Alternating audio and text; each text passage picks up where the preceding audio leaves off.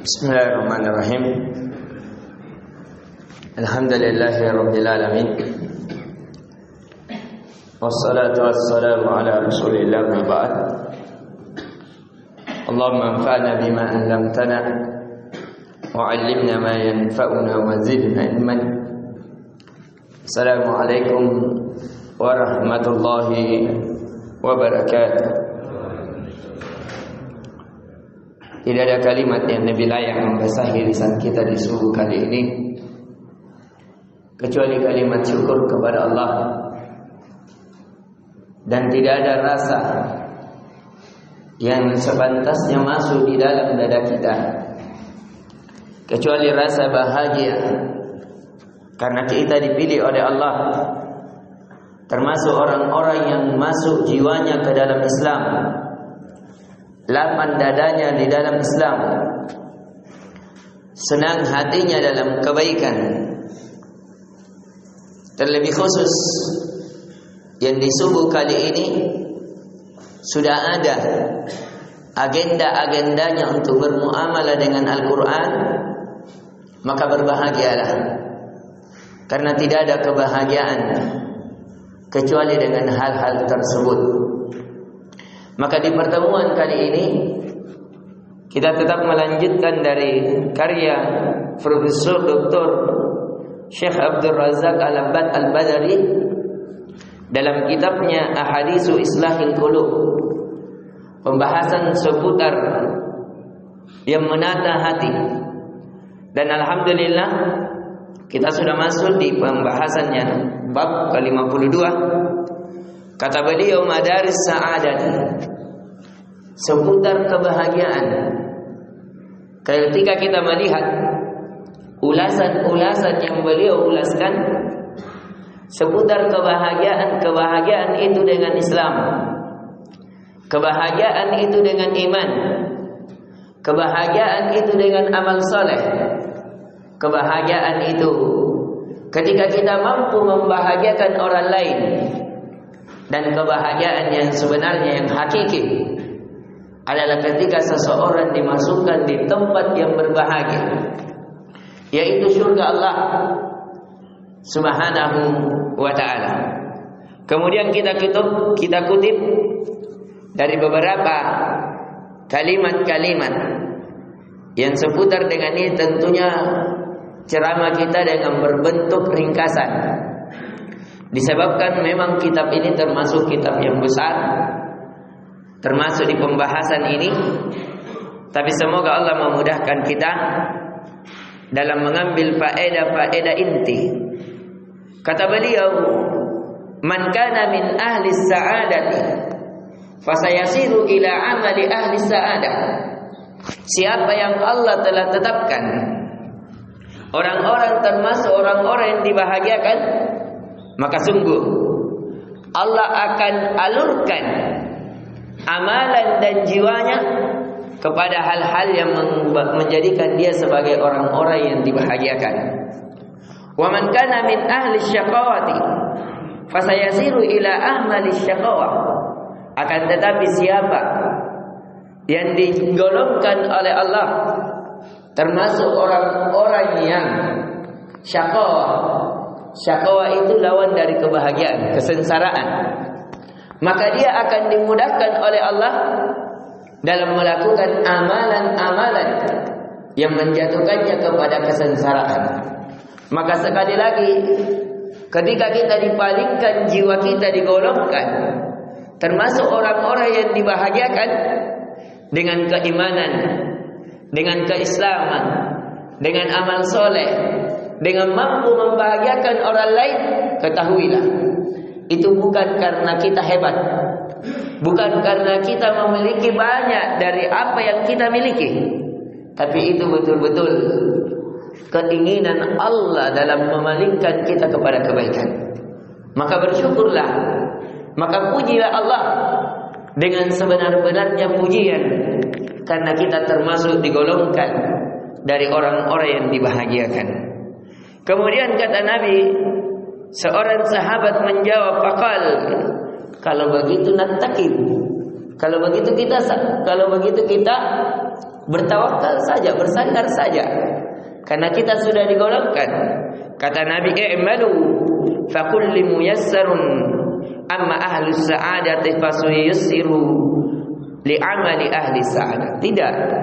Tetap beramal, tetap berusaha, tetap mencari jalan kebahagiaan. Adapun kata Nabi, dari orang-orang yang telah digolongkan sebagai orang yang bahagia, maka dia akan dimudahkan dari jalan-jalan kebahagiaan. Maka bersyukurlah sekali lagi ketika kita di pagi hari sudah bersyukur kepada Allah, sudah mengucapkan alhamdulillahilladzi ahyana ba'dama amatana wa ilaihin nusyur. Ketika kita terbangun, kita sudah digolongkan termasuk orang yang bersuci, orang yang melakukan salat malam, orang yang melakukan termasuk yang menjawab azan, termasuk yang berjalan ke masjid, termasuk orang-orang yang rukuk dan berharap kepada Allah. Maka ketahuilah, kita termasuk orang-orang yang digolongkan sebagai orang yang dibahagiakan. Dan kata Nabi sallallahu alaihi wasallam, "Wa amma ahlus syaqawati fasayussiruna ila amali ahli syaqawah." Adapun orang-orang yang disensarakan, maka dia akan dimudahkan dari jalan-jalan kesengsaraan. Tidak sedikit orang yang dimudahkan di malam hari. Di malam harinya dia keluar, pergi merampas harta-harta orang, membegal, merampok, berzina. Itu yang menjadi kebahagiaannya mereka secara zahir. Akan tetapi secara batin itu adalah kesengsaraan. Karena tidak ada maksiat kecuali akan melahirkan sesuatu yang menjadikan jiwa itu tersengsarakan. Summa qara'a Nabi sallallahu alaihi wasallam, fa amma man a'ta wattaqa. Kata Nabi sallallahu alaihi wasallam kemudian membaca ayat di dalam Al-Qur'an dalam surah Al-Lail. Adapun orang-orang yang senantiasa memberi karena Allah, memberi karena mengharap ridha Allah, wattaqa, dan dia menempuh jalan-jalan ketakwaan, jalan-jalan peribadatan, jalan-jalan amal soleh, wasaddaqa bil husna, dan dia mempercayai al-husna, kebaikan di sisi Allah, berupa pahala Allah, berupa surga yang dijanjikan, fasanuyassiruhu lil yusra, maka kita akan mudahkan dengan semudah-mudahnya. Wa amma man bakhila wastakna, dan adapun orang-orang yang bakhil dan merasa cukup, tidak butuh ibadah kepada Allah, tidak butuh zikir kepada Allah, tidak butuh membahagiakan orang lain, untuk mendapatkan kebahagiaan di sisi Allah. Wa kadzdzaba bil husna, dan dia mendustakan al-husna, pahala yang Allah janjikan, kebahagiaan yang sejati yang Allah janjikan. Fasanuyassiruhu lil usra, maka kami akan mudahkan mereka ke jalan-jalan kesengsaraan. Inti pelajaran yang bisa kita petik, sekali lagi, kaum muslimin dan kaum muslimat, hendaknya kita berbahagia karena kita termasuk digolongkan orang-orang bahagia. Kebahagiaan adalah rasa. Kebahagiaan bukan harta warisan dari seorang ayah kepada anaknya. Coba lihat Nabi Nuh, ingin membahagiakan istri dan anaknya dengan keimanan, akan tetapi dia tidak mampu memberikan kebahagiaan tersebut. Mengapa? Karena kebahagiaan itu milik Allah. Kebahagiaan itu hak proprietas Allah kepada seorang hamba yang dia cintai.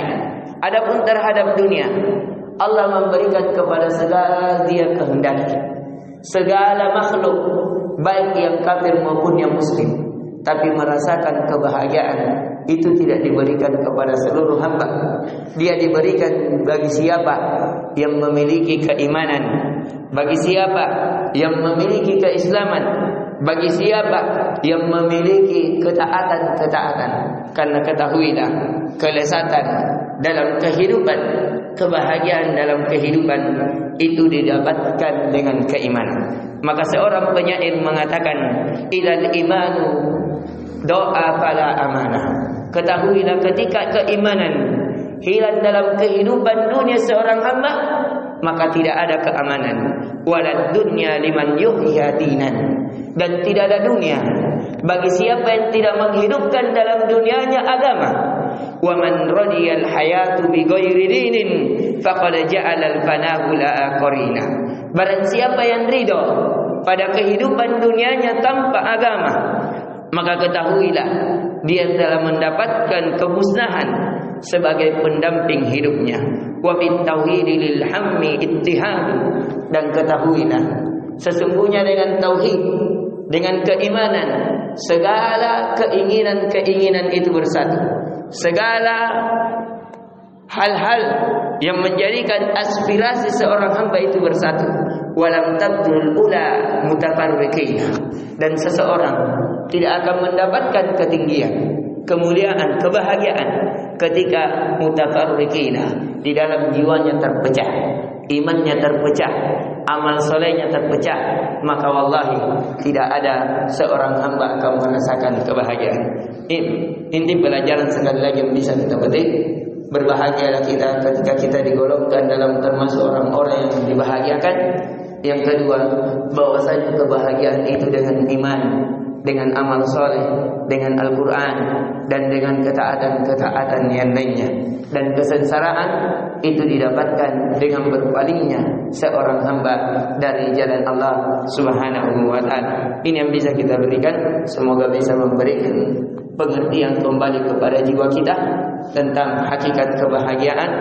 Dan jikalau ada kebaikan di dalamnya, itu datangnya dari Allah. Jikalau ada kekurangan, itu datangnya dari kami pribadi. Subhanakallahumma bihamdik, asyhadu an la ilaha illa anta, astaghfiruka wa atubu ilaik. Assalamualaikum warahmatullahi wabarakatuh.